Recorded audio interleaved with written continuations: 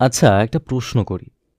আপনি কি জানেন এই propose day, rose day, chocolate day এগুলো আসলে কোনো ভারতীয় সংস্কৃতি না।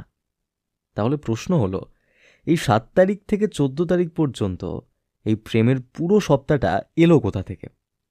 চলুন যাই প্রায় ১৭০০ বছর আগে রোমান সাম্রাজ্যে। তখন রোমের এক রাজা ছিল, নাম ছিল ক্লডিয়াস। সে মনে করত প্রেম করলে সৈনিকরা দুর্বল হয়ে যায়, তাই সে বিয়ে নিষিদ্ধ করে দেয়। কিন্তু তখন একজন গোপনে প্রেমিকদের বিয়ে করাতেন। তার নাম ছিল ভ্যালেন্টাইন। রাজা জানতে পেরে তাকে জেলে পাঠায় এবং শেষে ১৪ই ফেব্রুয়ারি তাকে ফাঁসি দেওয়া হয়। মরার আগের দিন সে জেলারের মেয়েকে একটা চিঠি লেখে। চিঠির শেষে লেখা ছিল, ফ্রম ইয়োর ভ্যালেন্টাইন। সেখান থেকেই ১৪ই ফেব্রুয়ারি হয়ে যায় ভ্যালেন্টাইন্স ডে, ভালোবাসার দিন।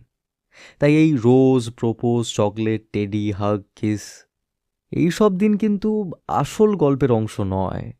এগুলো তৈরি হয়েছে ১৯৮০ বা ৯০ সালের পরে বড় বড় কোম্পানির মার্কেটিংয়ের আইডিয়া থেকে।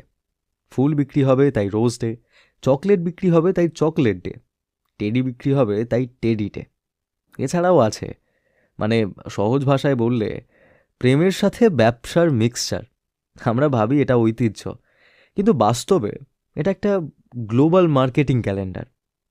তবু একটা কথা, যদি কেউ এই দিনগুলোতে ভালোবাসা প্রকাশ করে তা ভুল না, কিন্তু মনে রাখবেন, ভালোবাসার জন্য কোনো তারিখ লাগে না। ভালোবাসা যদি সত্যি হয় তাহলে সেটা ৭ দিনে না, ৩৬৫ দিনের।